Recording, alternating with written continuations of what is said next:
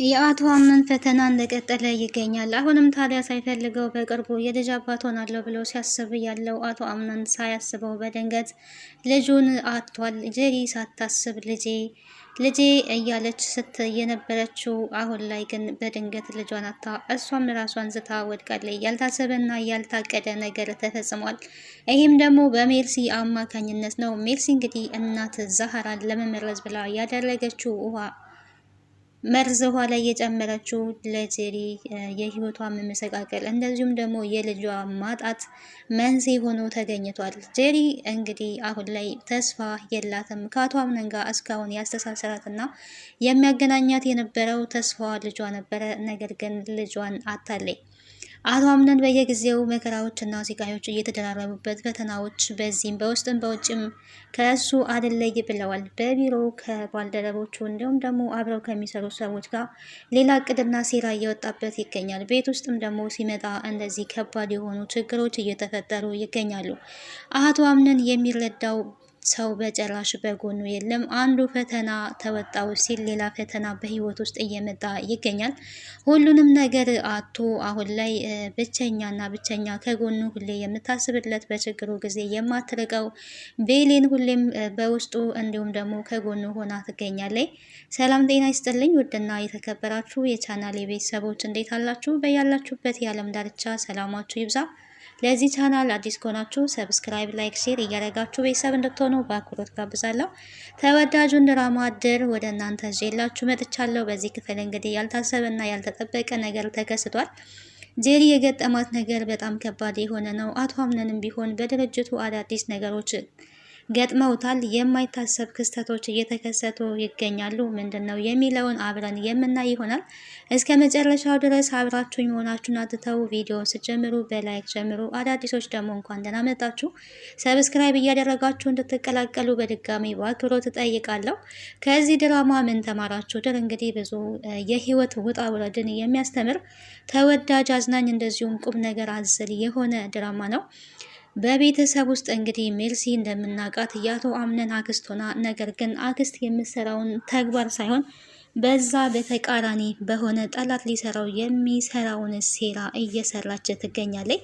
ታዲያ ከዚህም በፊት የሰራችው ድርጊት ከሲፈን ጋር ሆና ሞርዚናን ለዚህ የጤና መቃወስ አይምሯን የመሳት መንስኤ ሆነው ይገኛሉ ሁለቱ። አሁን ላይ ያንን መረጃ ስለወጣባት ያንን መረጃ ለመሸፈን ታዲያ ሌላ ተንኮልን ነው ያሴረችው። ጥፋትን በጥፋት ነበር ለማስተካከል ያሰበችው። ታዲያ እሷ ያዘጋጀችው ጥፋት ለጄሪ ህይወት መመሰቃቀል እንደዚሁም ልጇን እንድታጣ ሆናለች። አቶ አምነን በድጋሚ ልቡ ተሰብሯል። በቅርቡ እናቱን አጥቶ የእናቱን ሀዘን ሳይወጣ በድጋሚ አክስቱ እንደዚህ ሆናለች። ሲቀጥል አሁን ላይም ከማልፈልጋት ሴት የልጅ አባት ልሆን ነው። ከጄሪ ጋር የሚያገናኘን ልጅ ብቻ ነው። ልጄን በሰላም ተውለድ እያለ የልጅ አባት መሆኑን ሲጠባበቅ የነበረው አቶ አምነን ህልሙ ባዶ ሆኖ ቀርቷል። የጄሪ ህልምና ተስፋ የሆነው ከአቶ አምነን ጋር የበለጠ ያቀራርበኛል ከአቶ አምነን ጋር የበለጠ ያቀራርበኛል፣ ለፍቅሬም ይሆነኛል፣ ፍቅርን በልጄ ላመጣ እችላለሁ፣ አዲስ ህይወት አዲስ ማንነትን እንገነባለን፣ በፍቅር ብዙ ልጆችን ወልደን የወደፊት ደስ የሚል ኑሮ እንኖራለን ብላ ስታስብ የነበረችው ጄሪ ህልሟ ሳይሳካላት እውን ሳይሆንላት ቀርቷል። ይሄ ህልም እንግዲህ ህልም ብቻ ሆኖ ቀርቷል። ወደ እውን አልተቀየረም። በልጅ አማካኝነት አቶ አምነንን ለማሰር እንዲሁም ደግሞ የድርጅቱ ተካፋይ ለመሆን የእሱ የድርጅት ተቆጣጣሪ ለመሆን ያሰበችው ያቀደችው አላማዋ በጭራሽ ሊሰካላት አልቻለም። መጀመሪያም ቢሆን እንደምናውቀው ጄሪ ከአቶ አምነን ፍቃድ ውጪ ከሱ ጋራ በማደር ልጅን ጸንሳለች። የጸነሰችው ልጅ ደግሞ ሳይወለድ ቀርቷል ማለት ነው። አንዳንዴ በተንኮል የምንሄድባቸው መንገዶች ጭራሽ ሳይሳኩ የህይወታችን ማመሰቃቀያና ለህይወታችን ማጥፊያ እንደሚሆኑ ከዚህ ድራማ በደንብ ልንረዳ እንችላለን። ጄሪ እንግዲህ አቶ አምነን ሳይፈልግ መጠጥን አጠጥታ አስክራ የልጅ አባት ነክ በማለት እንግዲህ የልጅ አባት እሱ ሳያስበው ሳይፈቅድ ሰርግ ሳይደገስ ወይም ደግሞ በቅጹ ውል ሳይኖራቸው እንግዲህ ሳይፈልጋት ከማይወዳት ሴት የልጅ አባት የሚሆንበት መንገድ እያሳሰበው ቢሆንም አሁን ላይ ግን ጄሪ ወድቃ ደም ፈሷት በተመለከተ ሰዓት ልጄ በማለት በጣም ደንግጦ ነበረ። ታዲያ አቶ አምነን ቢሮ ላይ ብሎ ሲመጣ ቢሮ ላይ ብዙ ነገሮች ተከስተዋል። ከዛ ሆኖ መረጃ የሚያወጣ ሰው እንዳለ ተመልክቷል። ከዚህ በፊት በስጦታ መልክ የተላከለት እጅ፣ ስለዛም በጣም ግራ ከመጋባት የተፈጠረውን ለእሱ ጻፊ ለሆነችው ለጁሊያ ሲያሳውቅ ነበረ። ይሄ እንዴት ሊሆን ይችላል?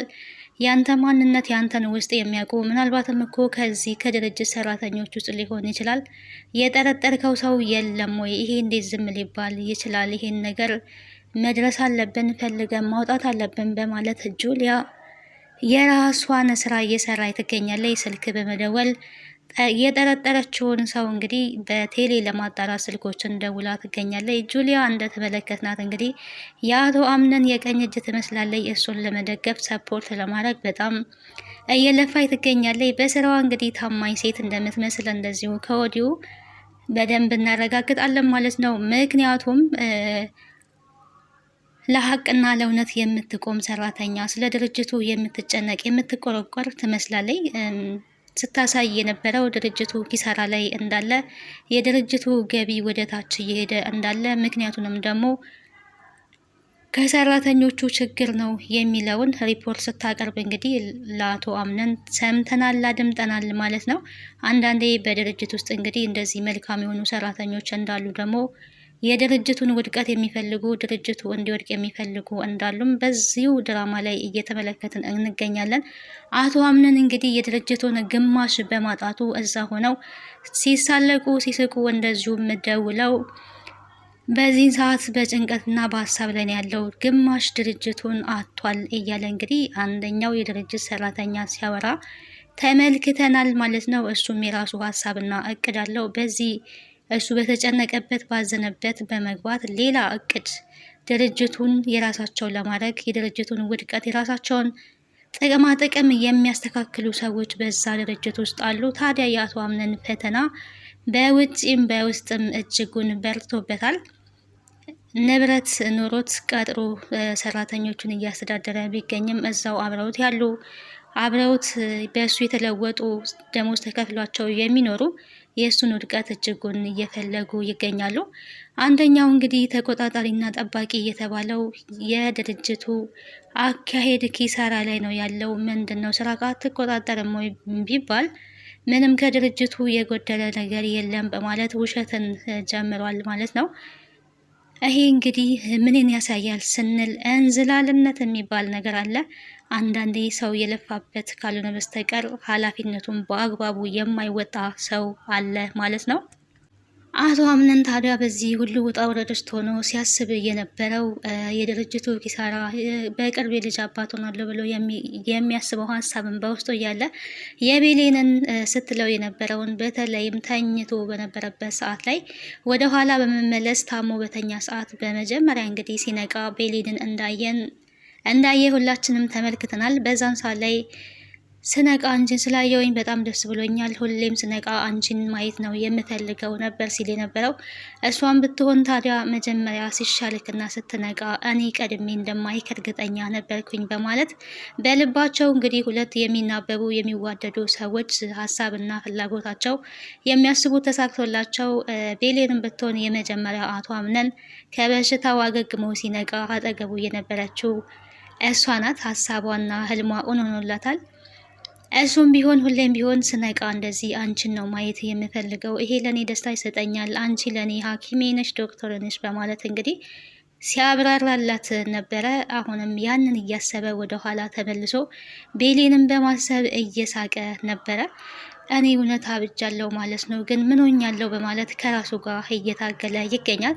አንዳንዴ አይምሯችንና ልባችንን አንድ ላይ አስታርቀን ለመኖር እንደዚህ የመቸገር ነገሮች አሉ። አይምሮ ውስጥ ያለው እንግዲህ እዛ ጋር ከማይፈልጋት ሴት ከጄሪ የልጅ አባት መሆኑ አሳሳቢ ሆኖበታል። እንዴት አድርጎ ነገሮችን እንደሚያስተካክል እያሰበ ይገኛል።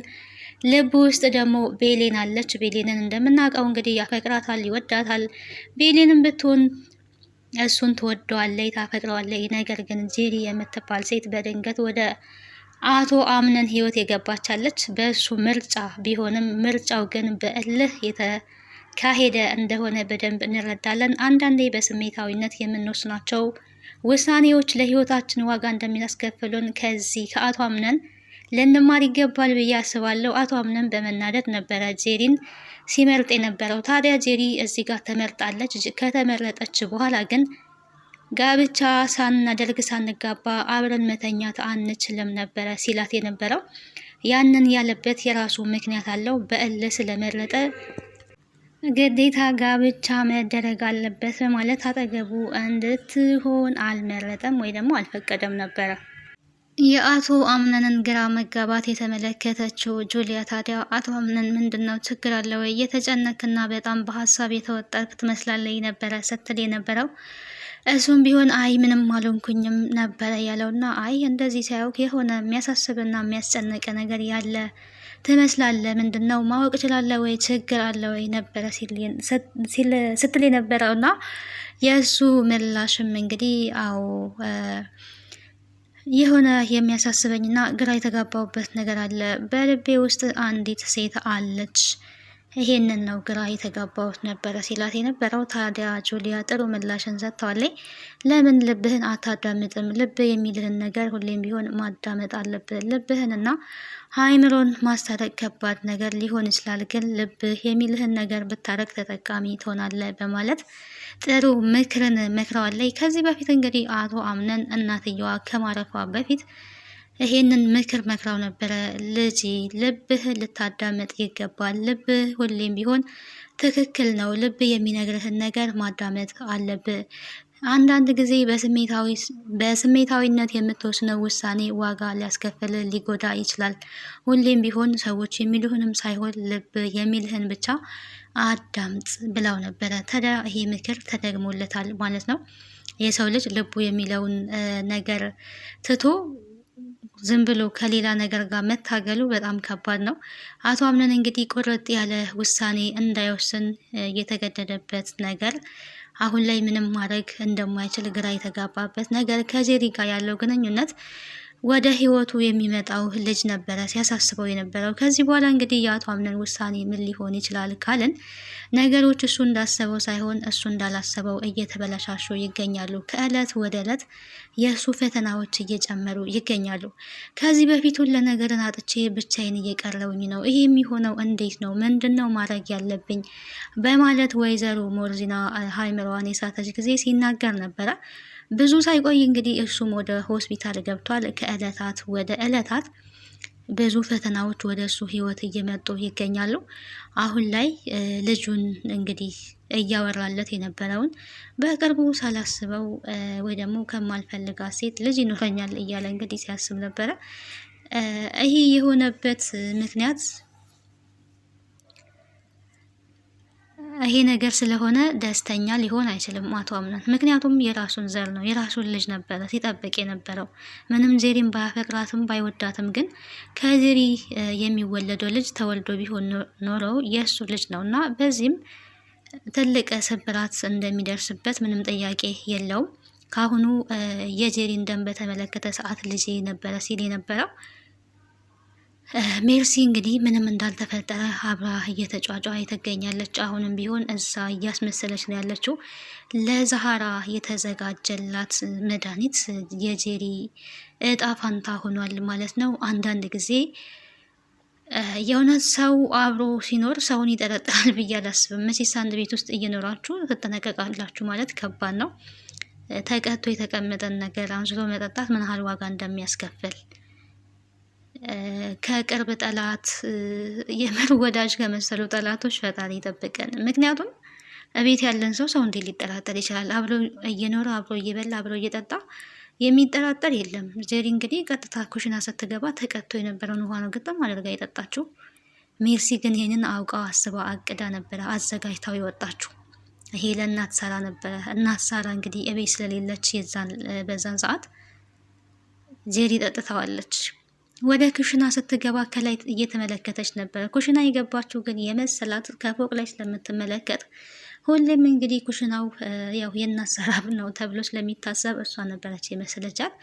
ከላይ ወደ ታች እየተመለከተች ነበረ። ድንገት ቤሊን ስትመጣባት ታዲያ በመደንገጥ ብላ በመጮህ ነበረ። እኔ አይደለሁም እኔ ያላደረግኩትም የሚል የሆነ የቅዠት ስሜት ነው ሲሰማት የነበረው እና አይ አቶ አምነንን አይተሽዋል ወይ? ምን ሆነሽ ነው እንደዚህ ደነገጥሽው? ነበር ስትላት የነበረው። አይ አንዳንድ ጊዜ እንደዚህ መጮህ ስለምፈልግ ነው ስለምጮህ ስለሚያስደስተኝ ነው ያለችው። ያው ቶሎ ነገሮችን መቀየስ ትችልበታለች ሜርሲና አምነንን ፈልጌው ነበረ፣ አምነን መጥቷል፣ አምነንን አይተሽዋል ነበር ያለቻት። አይ አላየሁትም አምነንን። ምንድን ነው የተፈጠረ ነገር አለ ወይ? የሞተ ሰው አለ ወይ? ምን ሰምተሽ ነው ቤሌን ነበር ስትል የነበረው እና ኧረ ማንም የሞተ ሰው የለም፣ ምንም የተፈጠረ ነገር የለም፣ እናት ዛህራ ነው። እናት ዛህራ ምን ሆነች ነው ያለችው። እንግዲህ ሀሳቧ እናት ዛህራ ያንን የተቀመጠ ውሃ ጠጥታ ትታመማለች ብላ ስላሰበች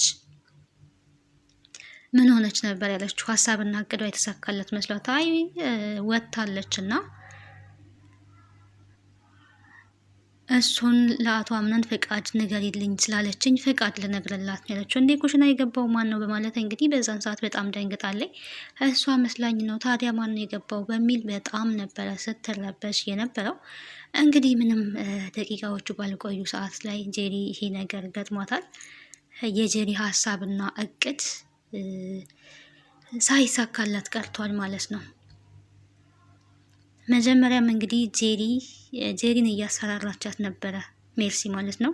እናት ዛሬ የያዘችብኝ መረጃ አለ፣ ያንን መረጃ ለአቶ አምነን እንዳትናገር እንድታረግ ይፈልጋለሁ፣ አለበለዛ ግን ብላ ከዚህ በፊት እንግዲህ ሰምአንን እንድሰልልሽ ትፈልጊያለሽ ወይ የሚል መረጃ አቶ አምነንን እሷ ደግሞ በቅፌ እንድታስገብልኝ ፈልጋለሁ የሚል መረጃን ስለያዘችባት በዛ አስፈራርታት እንግዲህ እናት ዛራን አሳምናላት ነበረ። ከዛ በኋላ ግን ይሄ ነገር ተፈጥሯል። ለዛሬ እንግዲህ በዚህ እንጨርሳለን። ጄሪ ምን ይገጥማታል? የአቶ አምነን ውሳኔ እስከዚህ በኋላ ምንድን ነው የሚለውን አብረን በቀጣይ ክፍል የምናይ ይሆናል። ለዛሬ በዚህ ጨርሳለሁ። ስለነበረን ቆይታ አመሰግናለሁ። ደህና ቆዩ።